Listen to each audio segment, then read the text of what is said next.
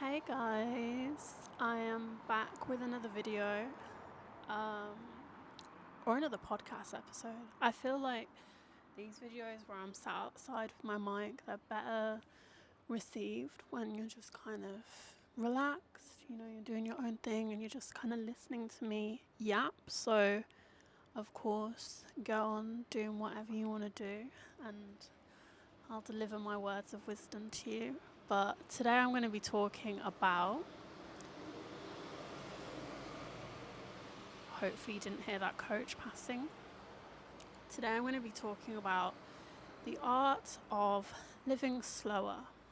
And I hope my slow, relaxed vibe comes through despite me living on a very busy road outside. Hopefully there's not too many cars. I've got some notes on my phone, so if you see me looking down, that is why.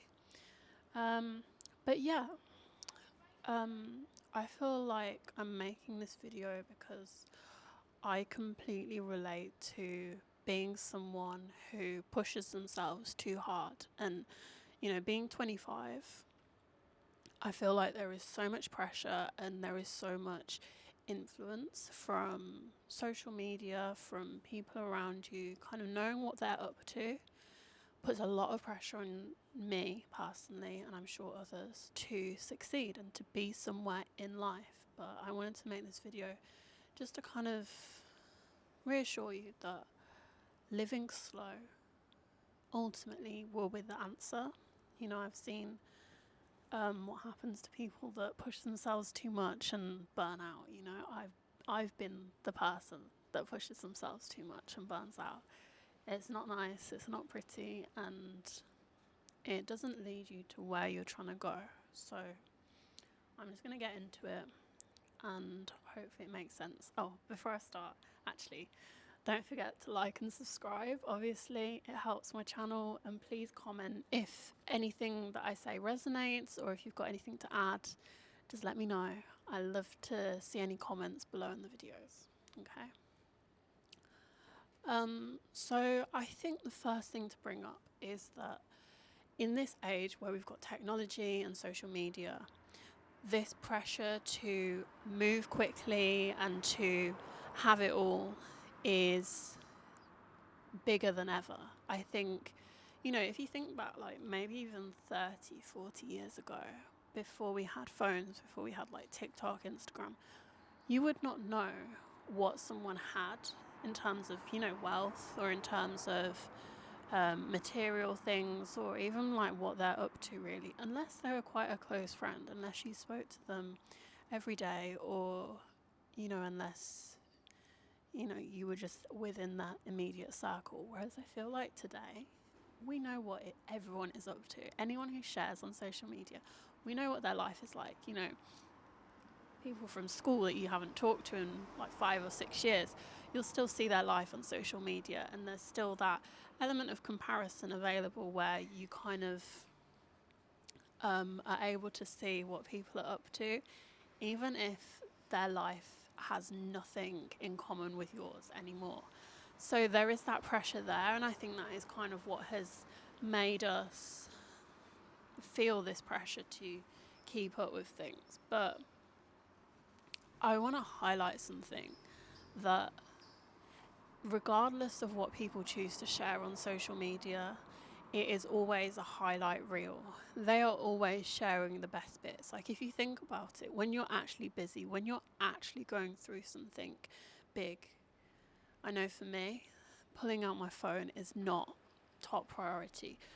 I feel like those ordinary, mundane moments also, the everyday waking up, going to work, or for me today, sitting at home, working from home, working from my laptop, doing a bit of filming. It's not something that you instinctively think to film. Most people, 90%, I feel like we only film the good parts. We only film the parts of our lives that make us look good. And I think that's just standard, that's what we are like as humans. We want everyone to see how good our lives are. So yeah, I think acknowledge that not everyone is living it up as you think they are. Maybe they've just come back from holiday somewhere, but they're going to go back to a normal life. They're going to go back to a normal routine. Everyone's life is not crazy 24/7, and we don't need to live in comparison like that. Yeah. Anyway, on to the next point. So I feel like as well, alongside kind of feeling this pressure to compete with, where people are and what they show online, I feel like success has become synonymous with noise. So being loud about your achievements makes you more successful. Getting lots of likes on a photo makes you look better. It makes the achievement bigger, it makes you feel better. But I think we need to get back to a state of quiet growth, doing things purely for you and then letting it extend out from there. I think it is very easy, especially when everything is quantifiable, likes, comments, reposts, to get sucked into, this video is going to get me so many likes, this video is going to make me go viral. But when you actually sit back and think, what am I going to gain from that? Yes, it's gone viral, but was the purpose ever for people to be able to see your every move like that? Did you want to be viewed like that? And if so, why? Is it because you want to be admired? Is it because you want to feel important? Or is it simply just that adrenaline rush of seeing all those likes? I think as a society we need to get to the bottom of why we feel this need to be seen and why success is no longer valid when it is quiet. I think for me personally, I've really taken a step back from like social media, from posting things just in general, because I want to understand what is actually meaningful for me. I think it is very easy to get tangled up in the likes and the comments, but when it comes to it, when I think, I know it's morbid to think about, but when I come to the end of my life and I look at kind of everything that I've shared about my life, everything that I've done, the likes, the reposts, the comments, they don't feature anywhere in my thoughts about, the end of my life. I'll only think about the way that I've helped people, the way that I've influenced them positively, the way that I've helped them grow. But I think, ultimately, I know it sounds super humble and that, but I think ultimately for most of us, even if we help one person and, truly help them or truly make a positive influence in even one person's life, I think that would be enough for many of us. And taking that step back and really thinking about, like, what do I want to put out into the world in an intentional way? Whether a video gets like 100 views or 100,000 views, what is most authentic to me? What content is right for me to share? And what do I ultimately feel empowered to speak about? And I think that's also where like this podcast/video series has come from in my mind, because I've started thinking about those things very deeply. And, I don't want to make that short form kind of very easily watchable content. I want to provoke people to think deeply, and I hope it's having that impact. But even if it's just something for me to look back on in years to come and, think, look, that was a time in my life, that was when I was 25, like, something to show my kids even, that is enough. And I think that is one of the benefits that comes with living more slowly and just relaxing into daily life and enjoying everything as it comes.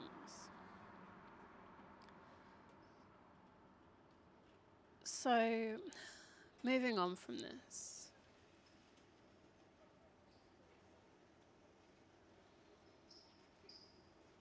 I feel like, especially as women, it is very easy to become very overwhelmed with all the pressure, like, for example, beauty standards and fashion trends. It is very easy with social media, with like the noise around everything, to get sucked into that. But I feel like women have very sensitive nervous systems as well. And our nervous systems affect everything in our bodies, from our menstrual cycles to our moods. We're very sensitive and we are very changeable. Obviously, men have similar struggles, but not to the same extent. So I feel like as a woman, in order to really like find yourself and ground yourself, you need to come to terms with living softer and tuning into your body. I don't think it's possible to stay tuned into your body when you're on a constant grind, especially if you've got a full-time job and then you're trying to juggle everything outside of that, and you're still tapped into TikTok or Instagram, and you're constantly scrolling. I don't think it's possible to be tuned into your nervous system, and that's where the dysregulation comes from. So I think in terms of being a woman, when you actually slow down and you tune into your nervous system, this is when you're able to find who you really are and find the power within you. And it's sometimes not as significant as, like giving you like the motivation to build something, but sometimes building in the biggest way, building yourself up, is not this momentous occasion where, you're suddenly inspired with ideas and you're running here, there, everywhere. Sometimes it happens from within first, and you have to transform, and then the external world will change in response. Okay?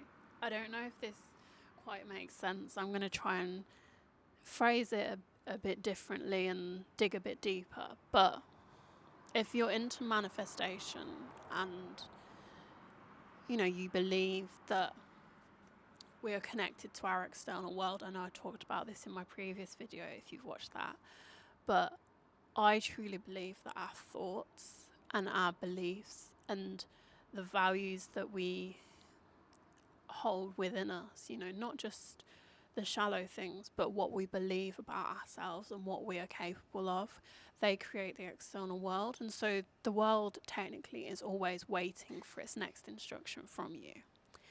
And I believe, and I have seen for myself, when I am most tuned into my body, when I'm most tuned into how I'm feeling, when I'm dressed in clothes that I love, like I am now, I love this outfit, when I'm feeling most empowered, that is when the world shifts around me. That is when life changes. And it changes in the most magical ways, but it's not necessarily from me taking action. It's not from me rushing to meetings. It's not from me posting random content online just to go viral. It starts with me, and it starts with me sat right here, taking in some vitamin D. That vitamin D gives me energy. That energy gives me the inspiration to film. Filming ends up going online. Some people see it, they get inspired. It then, maybe someone leaves a comment, and that inspires me to then go out there and make more videos. It's that kind of growth that starts with you being soft with yourself. And yeah, that is what I wanted to say.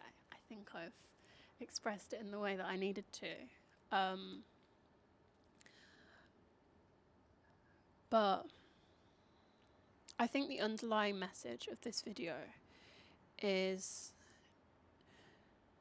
if there's one thing that you take away, please just slow down. Whether it's, taking a week off work just to truly sit still, just to truly be with yourself and with your thoughts, or whether it's just simply deleting TikTok and Instagram for a week. Let yourself be. you know, the urge to check and the urge to scroll will disappear after a while. But just taking that time just to relax and not have the thoughts buzzing through your mind, I feel like whether you notice the difference immediately or after a few days, it will come. And it is moments like that, when you're calm, that your true purpose in life will come to you. And I think this is really the art of slow living. It is that life doesn't have to be hard. You don't have to be living on fast mode or acting in the physical world in order to bring about a life that you're proud of and a life that you feel success in.